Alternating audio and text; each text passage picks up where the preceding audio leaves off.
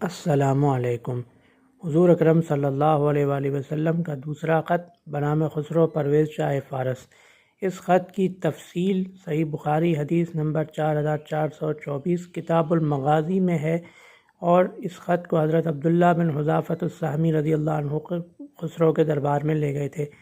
جب وہ دربار میں پہنچے تو انہیں کہا گیا کہ آپ خسرو پرویز کے دربار میں ہیں، یہاں دستور ہے کہ بادشاہ کو سجدہ کیا جاتا ہے۔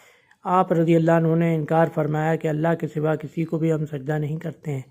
بہرحال خط کا مضمون یہ تھا کہ ابتدا تھی بسم اللہ الرحمن الرحیم سے۔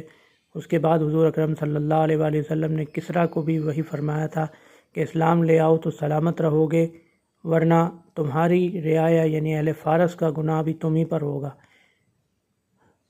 کسریٰ بہت مغرور و متمرد آدمی تھا۔ اس نے خط دیکھا، خط میں حضور اکرم صلی اللہ علیہ وآلہ وسلم کا نام نامی پہلے تھا۔ یہ دیکھ کر وہ طیش میں آ گیا اور نازیبا کلمات کہنے کے بعد خط کو تار تار کر دیا۔ جب یہ خبر حضور اکرم صلی اللہ علیہ وآلہ وسلم تک پہنچی تو آپ نے فرمایا اللہ اس کی سلطنت کو بھی پارا پارا کرے گا۔ کسریٰ نے صرف خط ہی کو تار تار نہیں کیا بلکہ یمن کے گورنر بادان کو کہا کہ انہیں میرے پاس لاؤ، یعنی حضور اکرم صلی اللہ علیہ وآلہ وسلم کو گرفتار کرنے کا حکم دیا۔ بادان نے 2 آدمی بھیجے۔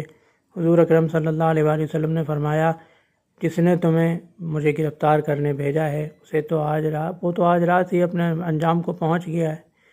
خبر کی تصدیق کی گئی، تحقیق کی گئی تو پتہ چلا کہ خسرو پرویز کو اس کے بیٹے شیرویہ نے قتل کر دیا ہے۔ تو جب یہ خبر تصدیق ہو گئی تو بادان بھی مدینے آئے اور بادان نے اسلام قبول کر لیا۔ حضور اکرم صلی اللہ علیہ وآلہ وسلم نے حضرت بادان رضی اللہ عنہ کو بدستور یمن کی گورنری پر برقرار رکھا۔ یہ تھا حضور اکرم صلی اللہ علیہ وآلہ وسلم کی دعوت یعنی نامہ مبارک کا حوال جو کسریٰ خسرو پرویز کو بھیجا گیا تھا، اور کسریٰ کا رد عمل، پھر اس کا انجام۔ اللہ حافظ۔